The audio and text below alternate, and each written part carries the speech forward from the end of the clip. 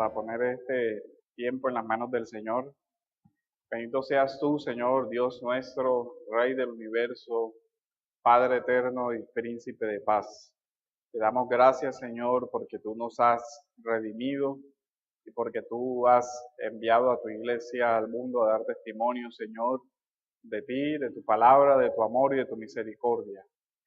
Te pedimos que en este momento de reflexión tú nos ayudes, Padre Santo, a comprender el llamado que tú haces a tu iglesia para ir a todas las naciones. En el nombre de Jesús, amén.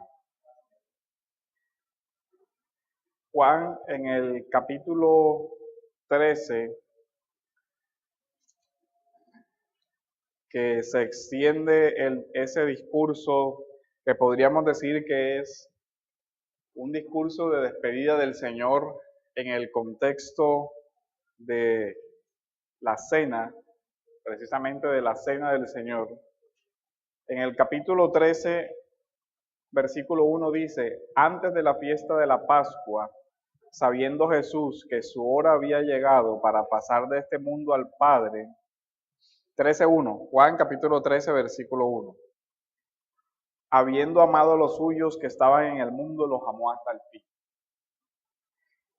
Aquí comienza un discurso de despedida en el que está inmerso en la cena. Por lo menos nosotros vemos que en este evento es donde el Señor, antes de la cena, lava los pies de sus discípulos, como lo vemos en el versículo 14. Pero si yo, el Señor y el Maestro, os lavé los pies, vosotros también debéis lavaros los pies los unos a los otros. Y este es el mismo texto donde el Señor habla de la traición de Judas. Y este tema llega hasta el capítulo 17, versículo 26, donde el Señor dice: yo les he dado a conocer tu nombre y yo le daré a conocer para que el amor con que me amaste esté en ellos y yo en ellos. El capítulo 18 ya es cuando el Señor sale con sus discípulos después de haber cenado. Dice, después de haber dicho esto, haber dicho ¿qué cosa? Todo lo que comenzó a decir en el capítulo 13, versículo 1. Después de haber dicho todo esto, salió con sus discípulos al otro lado del torrente del Cedrón, donde había un huerto. Es decir, cuando el Señor sale de la comida de la Pascua, de la última cena, se dirige al huerto de los olivos, donde sabemos qué pasó. En todo ese contexto, vamos a ver cómo el Señor une el tema de la cena con el tema de la misión, que es una relación que muy pocas veces se trabaja, pero es importante que nosotros la dimensionemos. En el capítulo 15, en el versículo 16, el Señor le está hablando a sus discípulos como discurso dentro de la cena. Todo esto es un solo contexto. Dice, vosotros no me escogisteis a mí, sino que yo os escogí a vosotros y os designé para que vayáis y deis fruto. Ese para ir y dar fruto está en el contexto, fíjense, de la elección soberana de Cristo. O sea, les está recordando a sus discípulos, a sus apóstoles, el día de su muerte, que cuando Él los llamó para que fueran a anunciar las buenas nuevas del Evangelio. Vaya, miremos el contexto de estos versículos desde el capítulo 13. El capítulo 13, en el versículo 36, el Señor dice, Simón Pedro le dijo, Señor, ¿a dónde vas? Jesús le respondió, a donde yo voy, tú no me puedes seguir ahora, pero me seguirás después. Me seguirás después. Después podemos ver el versículo en el capítulo 14, el versículo 26, pero el Consolador, el Espíritu Santo, a quien el Padre enviará en mi nombre, Él os enseñará todas las cosas y os recordará todo lo que yo os he dicho. Entonces, aquí vemos, Jesús es el enviado del Padre. El Hijo promete a sus enviados que enviará a favor de ellos el Espíritu Santo. ¿Para qué cosa? Para que ellos vayan y hagan más discípulos. En el versículo 16 nos recuerda que la elección que el Señor hace es para que nosotros vayamos. Vosotros no me escogisteis a mí. Comienza con el tema de la elección soberana de Dios, sino que yo os escogí a vosotros. Este es como si fuera un testamento, como si el discurso de alguien que está próximo a morir, porque el Señor ya sabía que iba a ser crucificado. Lo último que hace con sus discípulos es recordarles su llamado, su elección, pero también les recuerda su vocación. Recuerden que yo los elegí y los elegí para algo específico, para que una vez que yo partiera, ustedes quedaran en este mundo para dar testimonio de lo que yo les he enseñado. Y os designé para que vayáis. Los escogí, los elegí para que fueran. Y es interesante que esto está en el contexto de la cena. En la cena el Señor les recuerda a sus discípulos, haced esto en memoria de mí, pero también hace parte de la memoria el recordar la misión de la iglesia. Y que la misión de la iglesia es ir y hacer más discípulos. Y os designé para que vayáis y deis fruto y que vuestro fruto permanezca, que todo lo que pidáis al Padre en mi nombre os lo conceda. Miren cómo van unidos ciertos mandamientos aquí. Si el mundo os odia, versículo 18, sabéis que me ha odiado a mí antes que a vosotros.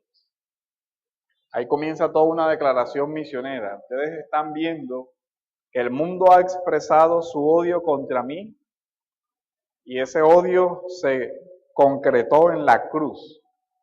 Y Jesús les dice a los discípulos, ustedes están viendo que el mundo me odia, pero ustedes verán después de mi partida que el mundo seguirá odiándolos ahora a ustedes porque ustedes van a dar testimonio de mí. El versículo 19 dice, si fuerais del mundo, el mundo amaría lo suyo, pero como no soy del mundo, sino que yo os escogí de entre el mundo, por eso el mundo os odia. Y otra vez vuelve a recordar el tema de la elección. Dice, yo os escogí de entre el mundo. Y dice, por eso el mundo los odia. Pero el mundo los odia porque siguen dando ellos testimonio de Cristo. Versículo 20, acordaos de la palabra que yo os dije.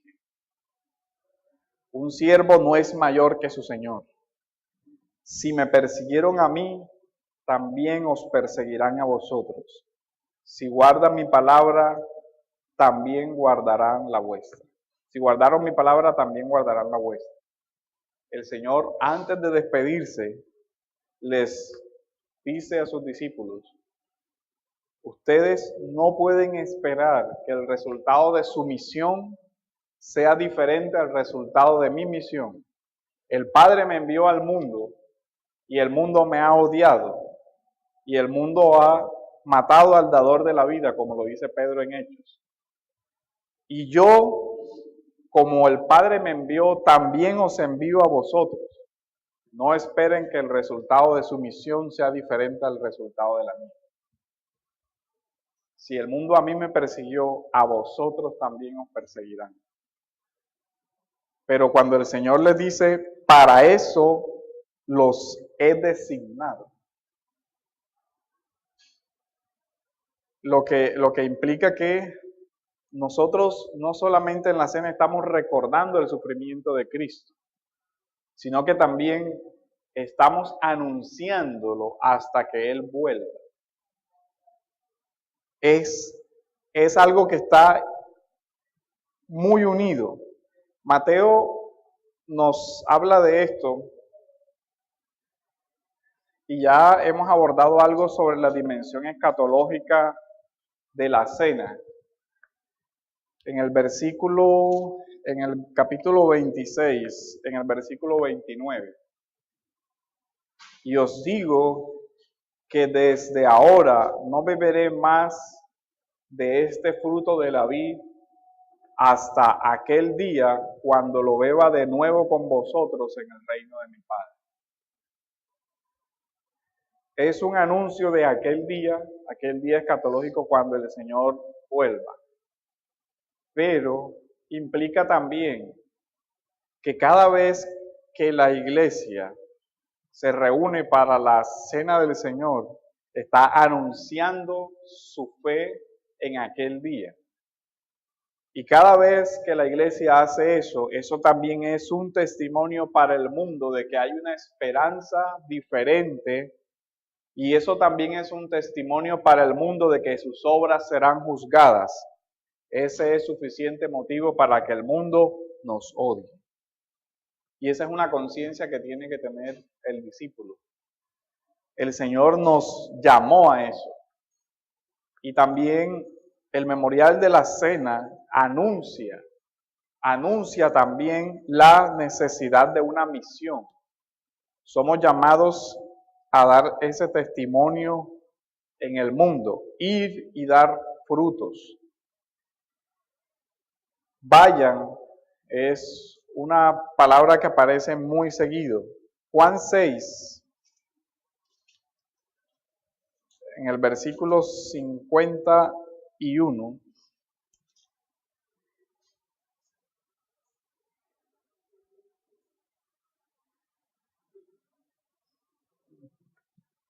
No, creo que lo anoté mal. Es donde dice, así como el Padre me envió, yo les envío. Ah, no. Sí. ¿Qué dice el versículo 6:51? Sí.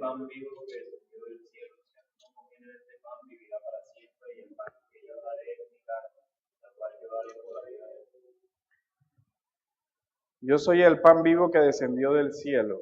Si alguno come de este pan, vivirá para siempre. Esa es una referencia también a lo que nosotros recordamos hoy de nuestro Señor como el pan vivo que descendió del cielo. Que descendió del cielo por comisión del Padre, porque el Padre lo envió. Pero la última parte, y el pan que yo también daré por la vida del mundo es mi cuerpo, es mi carne. Note ahí cómo se introduce por la vida del mundo. Pero ¿cómo se realiza ese por la vida del mundo? Por medio del anuncio al mundo de la obra, de la vida, la obra, la muerte y la resurrección de nuestro Señor. De tal manera que la cena nos recuerda también la responsabilidad del anuncio al mundo de que Jesús es el pan que el Padre envió desde el cielo para la vida del mundo. Y de que todo aquel que no coma de este pan perecerá. Así que nosotros podemos ver claramente la relación entre Juan, donde dice, yo los he constituido para que vayan y den fruto, y el texto de Mateo, de la misión donde él dice, vayan a todas las naciones y anuncien las buenas nuevas del Evangelio. Así que la cena debemos verla también como un recordatorio de la misión que Dios nos ha encomendado. Una forma como la iglesia sigue dando testimonio al mundo de la esperanza que tiene. Y una reflexión final sería entonces que esa misión se fundamenta sobre una espiritualidad sana, bíblica y genuina. La iglesia no va a poder cumplir con su misión si no vive una espiritualidad claramente bíblica y apostólica. Una espiritualidad centrada en la palabra de Dios. Miren que todo el discurso de la cena, que comienza desde el capítulo 13 hasta el 18, el Señor está diciéndole a sus discípulos: recuerden mi palabra, recuerden lo que les dijo, recuerden esto, recuerden lo otro. Pero también, si no hay una comunión con Cristo, que es lo que anuncia también la cena, el pacto es en su sangre, si no hay esa relación y comunión personal, si no hay una espiritualidad que implique una relación con Cristo, tampoco la iglesia podrá cumplir la misión para la cual el Señor la llamó. Porque si no hay, no está la vida del Hijo de Dios en nosotros, si no está Cristo formando su carácter en nosotros, nosotros no podemos ser testimonios vivos de su amor. En los textos que leímos, el Señor dice: yo los he amado. Dice: vayan y muéstrenle al mundo cómo se aman los unos a los otros, y vayan y muestren al mundo el amor de Dios realmente. Para que eso pueda ser posible, es importante recordar cuál es la fuente de ese amor.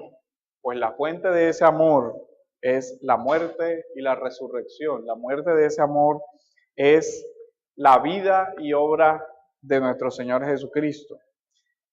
Ese testimonio fue conservado en los evangelios. Ese es el testimonio que la iglesia debe propagar. Primera de Juan nos dice lo que existía desde el principio, lo que hemos oído, lo que hemos visto con nuestros ojos, lo que hemos contemplado y lo que han palpado nuestras manos acerca del verbo de vida. Pues la vida fue manifestada y nosotros la hemos visto y damos testimonio y os anunciamos. La vida que hemos visto, oído, lo que hemos visto del Señor, lo que hemos oído del Señor, eso es lo que os anunciamos. Y no podemos dejar de ver que la cena del Señor es un anuncio de la fe de la iglesia en la obra de Cristo. Y que también es un anuncio de la fe de la iglesia en la esperanza en Cristo. Es importante que unamos también entonces que este acto, que es para una comunión entre nosotros como iglesia, con nuestro Señor, al mismo tiempo se convierte en un testimonio de la iglesia para el mundo. Y hay que seguir siendo fieles a dar ese testimonio en medio del mundo. Esa era la meditación, para que también hoy en la cena del Señor recordemos y unamos el sacrificio de Cristo y la cena con el anuncio a las naciones de lo que Él es y de que Él vendrá.